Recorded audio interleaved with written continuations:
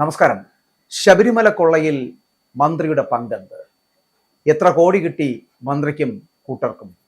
ഇപ്പോൾ ഈ ചോദ്യം മാത്രമാണ് ചിലപ്പോൾ പൊതുസമൂഹം ശബരിമല സ്വർണ്ണക്കൊള്ളയുമായി ബന്ധപ്പെട്ടിട്ട് ചോദിക്കുന്നത്. ശബരിമല സ്വർണ്ണക്കൊള്ള എന്ന് പറയപ്പെടുന്നത് വലിയ ദുരൂഹതയുള്ള ഒരു വാർത്തയായി മാറിക്കൊണ്ടിരിക്കുകയാണ്. എവിടെയോ തുടങ്ങി എവിടെയോ അവസാനിക്കുവാൻ തയ്യാറെടുക്കുന്ന തരത്തിലേക്കുള്ള ഒരു യാത്ര. ശബരിമലയിൽ ഇതൊക്കെ സംഭവിക്കുമോ? ഇങ്ങനെയൊക്കെ ഉദ്യോഗസ്ഥന്മാരും തന്ത്രിമാരും മന്ത്രിമാരും ഒക്കെ ഇടപെടുമോ എന്നൊക്കെ സമൂഹം അതിശയോക്തിയോടുകൂടി ചോദിച്ചു തുടങ്ങിയിരിക്കുന്നു. അപ്പോഴാണ് ഏറ്റവും പ്രധാനപ്പെട്ടവരിൽ പലരും അകത്താവുകയും ആ ആയവരുടെ മൊഴികളിൽ നിന്ന് മന്ത്രി അടക്കമുള്ളവരുടെ പേരുകൾ പുറത്തു വരികയും ചെയ്യുകയാണെങ്കിൽ ഇനി അകത്താകാൻ പോകുന്ന ആ മന്ത്രിക്കും ഈ ശബരിമല കൊള്ളയിൽ പങ്കെന്താണ് എന്നാണ് അറിയേണ്ടത്. മാത്രമല്ല, അതിനകത്ത് എത്ര കോടിയാണ് ഈ മന്ത്രിക്കും കൂട്ടർക്കും കിട്ടിയത് എന്നുള്ളതും പൊതുസമൂഹത്തിന് അറിയേണ്ടതുണ്ട്. പക്ഷേ ഓരോ ദിവസവും ഓരോ പുതിയ വാർത്തകൾ വരുമ്പോൾ ശബരിമല കൊള്ള എന്ന് പറയപ്പെടുന്നത് ഏത് തരത്തിലാണ് വ്യാഖ്യാനിക്കേണ്ടത് എന്നറിയില്ല. കഴിഞ്ഞ ദിവസമൊക്കെ നമുക്കറിയാൻ കഴിയുന്നത് ഒരു മണിയുമായി ബന്ധപ്പെട്ട് വരുന്ന വിഷയങ്ങളാണ്. ആരാണ് ഈ മണി? എന്താണ് മണിയുടെ തൊഴിൽ? എങ്ങനെയാണ് മണി ഇങ്ങനെ ശതകോടീശ്വരനായത്? ശബരിമല കൊള്ളയെക്കുറിച്ച് പറയുമ്പോൾ ഓട്ടോ ഡ്രൈവറായും തിയേറ്ററിലൊക്കെ പോപ്കോൺ വിറ്റുമൊക്കെ നടന്ന ആളിൽ നിന്ന് ഒരു ശതകോടീശ്വരനിലേക്കുള്ള വളർച്ച എങ്ങനെയായിരുന്നു ഈ ഡി മണിക്ക്? കഴിഞ്ഞ ദിവസം നടത്തിയ പരിശോധനയിലും ചോദ്യം ചെയ്യലിലുമൊക്കെ ഡി മണി അന്വേഷണ സംഘത്തോട് സഹകരിച്ചില്ല. അതെന്തുകൊണ്ടാണ്? മണിയുടെ ബാങ്ക് ഇടപാടുകൾ പരിശോധിക്കേണ്ടതിന്റെ ആവശ്യകത വളരെ വലുതാണ് എന്ന് SIT തിരിച്ചറിയുന്നു. അതേസമയം ശബരിമല സ്വർണ്ണക്കടത്തിന് പിന്നിൽ രാജ്യാന്തര ലോബിയുണ്ടോ എന്നറിയണമെങ്കിൽ ഈ ഡി മണിയുടെ വിശദമായിട്ടുള്ള ചോദ്യം ചെയ്യൽ നടക്കണമെന്ന് തന്നെയാണ് അന്വേഷണ സംഘം പറയുന്നത്. അപ്പോൾ ഡി മണി ഒരു ചെറിയ മീനല്ല. കാരണം ഡി മണിക്ക് ഒരുപാട് കാര്യങ്ങൾ മറച്ചു വയ്ക്കുവാനുണ്ട്. അതുകൊണ്ട് തന്നെയാണ് ഈ ശബരിമല സ്വർണ്ണക്കൊള്ള കൂടുതൽ ദുരൂഹതയേറുന്നതും. ശബരിമലയിലെ സ്വർണ്ണക്കടത്തുമായിട്ട് ബന്ധപ്പെട്ട് ഡിണ്ടിഗൽ സ്വദേശിയായിട്ടുള്ള ഡി മണിയെ അന്വേഷണ സംഘം കഴിഞ്ഞ ദിവസം 2 മണിക്കൂർ വരെ ചോദ്യം ചെയ്യലിന് വിധേയനാക്കുമ്പോൾ ലഭിച്ചത് ഗൂഢാലോചനയുടെ യഥാർത്ഥ രൂപമാണ്. വരുമാഴ്ചയിൽ, അതായത് 30-ാം തീയതിയോടുകൂടി തിരുവനന്തപുരത്തെത്തി ഹാജരാകാൻ മണിക്ക് പോലീസ് നോട്ടീസ് നൽകിയിട്ടുണ്ട്. സ്വർണ്ണക്കൊള്ളയുമായി തനിക്ക് യാതൊരു തരത്തിലുള്ള ബന്ധമില്ല എന്നും കേരളത്തിൽ ബിസിനസ് ഇടപാടുകളൊന്നുമില്ല എന്നുമാണ് ചോദ്യം ചെയ്യലിൽ മണി പറഞ്ഞത്. വിവാദങ്ങളിൽ പറയുന്ന ഉണ്ണികൃഷ്ണൻ പൊറ്റിയെ തനിക്കറിയില്ല എന്നും ഇയാൾ മൊഴി നൽകി കഴിഞ്ഞു. എന്നാൽ ഇതെല്ലാം കളവാണ് എന്ന് തെളിഞ്ഞിരിക്കുകയാണ്. പോലീസിന് മൊഴി നൽകിയ പ്രവാസി വ്യവസായി മണിയെ തിരിച്ചറിയുകയും ചെയ്തു. ഇതോടെയാണ് ഇനിയുള്ള ചോദ്യം ചെയ്യൽ മണിക്കടക്കം നിർണായകമാകുന്നത്. ഓട്ടോ ഡ്രൈവറായിരുന്ന മണി കേവലം 6 വർഷം കൊണ്ടാണ് ഡയമണ്ട് മണി എന്ന കോടീശ്വരനായി മാറിയത്. ജീവിതത്തിന്റെ ഓരോ ഘട്ടത്തിലും ഓരോ തൊഴിലും ഓരോ പേരുമാണ് ഇയാൾ സ്വീകരിച്ചിരുന്നത്.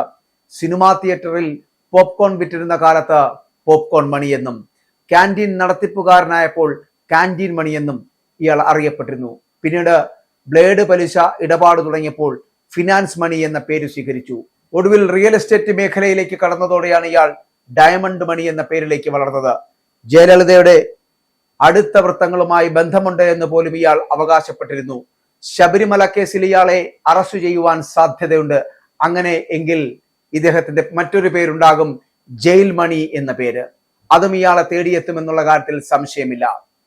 ആള് മാറിപ്പോയതാണ് എന്നും താൻ MS മണി എന്ന റിയൽ എസ്റ്റേറ്റ് വ്യാപാരിയാണ് എന്നും ഇയാൾ തുടക്കത്തിൽ വാദിച്ചിരുന്നു. എന്നാൽ പരാതിക്കാരനായിട്ടുള്ള പ്രവാസി വ്യവസായി ഫോട്ടോ കണ്ട് തിരിച്ചറിഞ്ഞതോടെയാണ് പോലീസ് ചോദ്യം ചെയ്യൽ തുടർന്നത്. സുബ്രഹ്മണ്യം എന്നാണ് ഇയാളുടെ യഥാർത്ഥ പേര് എന്ന് കണ്ടെത്തിയിട്ടുണ്ട്. ഡിണ്ടിഗലിലെ ഇയാളുടെ സ്ഥാപനങ്ങളിലും വിരുദനഗറിലുള്ള സഹായി ശ്രീകൃഷ്ണന്റെ വീട്ടിലും പോലീസ് പരിശോധന നടത്തി. വിഗ്രഹങ്ങളും പഴയ പാത്രങ്ങളും വിൽക്കുന്ന ശ്രീകൃഷ്ണന്റെ കടയിലും റെയ്ഡ് നടന്നു.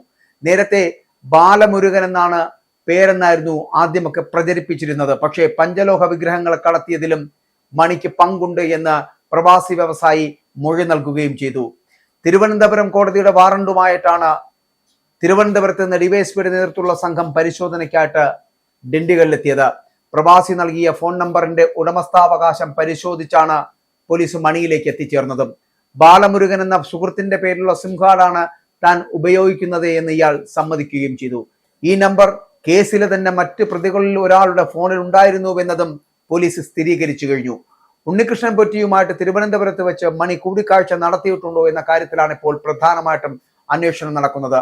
ഇറിഡിയം തട്ടിപ്പ് ഉൾപ്പെടെയുള്ള കേസുകളിൽ മുൻപ് പ്രതിയായിട്ടുള്ള മണിക്ക് രാജ്യാന്തര പുരാവസ്തു കടത്ത് സംഘവുമായിട്ട് ബന്ധമുണ്ട് എന്നാണ് സൂചന. റിയൽ എസ്റ്റേറ്റ് ബിസിനസ് ചെയ്യുന്നത് ആഭരണ വിഗ്രഹ ഇടപാടുകൾ മറയ്ക്കുവാനുള്ള ഒരു കവചം മാത്രമാണ് എന്ന് പോലീസ് സംശയിക്കുന്നു. നമ്മളൊരു കാര്യം ആലോചിച്ച് നോക്കൂ. ഓട്ടോ ഡ്രൈവറായ ഒരാൾ 6 വർഷം കൊണ്ട് കോടീശ്വരനായിട്ട് മാറുന്നു. പല പേരുകളിൽ ജീവിതം നയിക്കുന്നു. ഞാൻ ആദ്യം സൂചിപ്പിച്ചതുപോലെ തിയേറ്ററിൽ പോപ്കോൺ വിറ്റ പോപ്കോൺ മണി, ക്യാൻറ്റീൻ നടത്തിയപ്പോൾ ക്യാൻറ്റീൻ മണി, ബ്ലേഡ് പലിശ ഇടപാടിൽ ഫിനാൻസ് മണി, റിയൽ എസ്റ്റേറ്റ് ആയപ്പോൾ ഡയമണ്ട് മണി, ഇങ്ങനെ പേരുകൾ പലത്. പക്ഷെ ഇദ്ദേഹത്തിന്റെ സ്വഭാവത്തിലെ പ്രത്യേകതകൾ പല വിധത്തിൽ. പറഞ്ഞ മൊഴികളെല്ലാം കള്ളം. ഇങ്ങനെ തോന്നാൻ തന്നെ കാരണം അയാളുടെ പ്രവൃത്തികളാണ്. ഉപയോഗിക്കുന്ന മൊബൈൽ ഫോൺ പോലും പലരുടെയും പേരിലുള്ള 3 എണ്ണം. എന്തുകൊണ്ട് സ്വന്തം പേരിൽ ഫോൺ പോലും ഇദ്ദേഹം ഉപയോഗിക്കുന്നില്ല? ഇങ്ങനെ നിരവധി ചോദ്യങ്ങൾ ബാക്കിയാകുന്നു. ഡിസംബർ 30 തിരുവനന്തപുരത്ത് വരുന്ന മണി ഇതിനെല്ലാം ഉത്തരം പറയേണ്ടി വരും. ജയലളിതയുടെ അടുത്ത വൃത്തങ്ങളുമായി ബന്ധമുണ്ട് എന്ന് പോലും ഇയാൾ അവകാശപ്പെടുന്ന മണിക്ക് പക്ഷെ സത്യം പറയാതെ മുന്നോട്ട് പോകാൻ കഴിയില്ല. ശബരിമല കേസിൽ ഇയാളെ അറസ്റ്റ് ചെയ്യുവാനുള്ള സാധ്യത ഇപ്പോൾ ഏറെയാണ്. അങ്ങനെ ജയിൽ മണിയാകാൻ പോകുന്ന മണിക്ക് യഥാർത്ഥ സത്യം പറയേണ്ടി വരും. അതിന് പിന്നിലെ ദുരൂഹതകൾ മാറ്റി സത്യം തെളിയേണ്ടി വരും. അങ്ങനെ സത്യം തെളിയുമ്പോൾ ആയിരിക്കണം ഇന്ന് നമ്മൾ ചിലപ്പോൾ സംശയിക്കുന്ന, അല്ലെങ്കിൽ സമൂഹം വല്ലാതെ ചോദിച്ചു കൊണ്ടിരിക്കുന്ന ചോദ്യങ്ങളുണ്ടല്ലോ. ആ മന്ത്രി ആരാണ്? ആ മന്ത്രിക്ക് എന്താണ് ഇതിനകത്തുള്ള പങ്ക്? അങ്ങനെയെങ്കിൽ മന്ത്രിക്ക് എത്ര കോടി ലഭിച്ചു ഇതിന് പിന്നിൽ? അങ്ങനെ ഈ സ്വർണ്ണക്കൊള്ളയിൽ മന്ത്രിക്ക് പങ്കുണ്ടോ? അല്ലെങ്കിൽ മന്ത്രിയോടൊപ്പം നിൽക്കുന്നവർക്ക് പങ്കുണ്ടോ? സഖാക്കൾക്ക് പങ്കുണ്ടോ? അതോ അകത്ത് കിടക്കുന്ന സഖാക്കൾക്ക് പങ്കുണ്ടോ എന്നതൊക്കെ വളരെ വ്യക്തമായി തെളിയേണ്ടതുണ്ട്. അതുകൊണ്ട് ഈ ദുരൂഹതകൾ മാറ്റി സത്യം തെളിയേണ്ടതുണ്ട്. മണി അടക്കം യഥാർത്ഥ സത്യം പറയേണ്ടതുമുണ്ട്.